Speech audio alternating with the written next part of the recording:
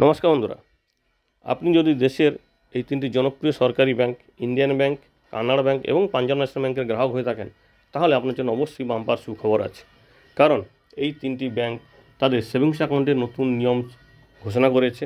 অর্থাৎ ন্যূনতম ব্যালেন্স, অর্থাৎ সেভিংস অ্যাকাউন্টের ন্যূনতম ব্যালেন্স বা মিনিমাম ব্যালেন্স যেটাকে বলা হয়, সেই নিয়মের একটা বড় ছাড় দিয়েছে। আপনারা জানেন সমস্ত ব্যাংকের নিয়ম আছে কি, একটা নির্দিষ্ট পরিমাণ টাকা আপনাকে আপনার অ্যাকাউন্টে রাখতে হবে। কোনো ব্যাংকে মান্থলি, কোনো ব্যাংকে কোয়ার্টারলি হিসেব করে, অর্থাৎ 3 মাসে হিসেব করে। সেই টাকাটি যদি আপনার না থাকে সেক্ষেত্রে জরিমানা নেওয়া হবে।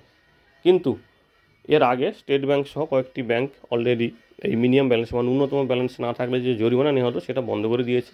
কিন্তু এখনও অনেক ব্যাংক সেই বিষয়টি এখনও রেখেছে।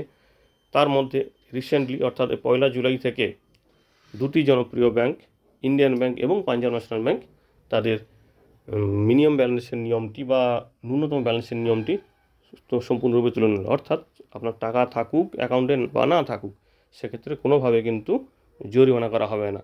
এবং সেই সঙ্গে দেশের অপর একটি জনপ্রিয় ব্যাংক কানাড়া ব্যাংক, তারাও কিন্তু জুন মাস থেকে তাদের সেভিংস অ্যাকাউন্টের মিনিমাম ব্যালেন্সের নিয়ম বা ন্যূনতম ব্যালেন্সের অ্যাকাউন্টের নিয়ম তুলে দিয়েছে।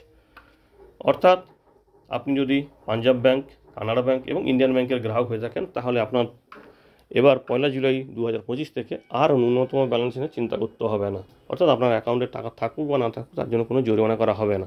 তবে হ্যাঁ, একটা বিষয় অবশ্যই খেয়াল রাখবেন, সুবিধা দিয়েছে মানে সম্পূর্ণ অ্যাকাউন্টটাকে শূন্য করবেন না। কারণ অ্যাকাউন্টের অন্যান্য চার্জও থাকে, অর্থাৎ SMS চার্জ, আপনার ডেবিট কার্ডের যে মেনটেন্স চার্জ বা অ্যাকাউন্ট মেনটেন্স চার্জ বা আরও যে অন্যান্য চার্জগুলি থাকে, সেই চার্জগুলি কিন্তু কাটার জন্য ন্যূনতম টাকা কিন্তু রাখতেই হবে, নাহলে কিন্তু আপনি আর সমস্যায় পড়বেন। তো এই বিষয়টি অবশ্যই খেয়াল রাখবেন। তিনটি ব্যাংক তাদের গ্রাহকদের সুবিধা দিয়েছে, কিন্তু তার মানে এই নয় যে সম্পূর্ণরূপে আপনার অ্যাকাউন্টটি শূন্য থাকবে। কারণ এর আগে কী ছিল, ন্যূনতম ব্যালেন্স না থাকলে তারা জরিমানা করতো এবং তার ফলে অ্যাকাউন্টের ব্যালেন্স মাইনাসেও চলে যেত, এবং তারপরে যখন আপনি টাকা ঢোকাবেন ওখানটা ওই অ্যাকাউন্টে, তখন আপনার টাকাটা কেটে নেওয়া হতো। তো এই বিষয়টি থেকে সুরাহা পাওয়া গেছে।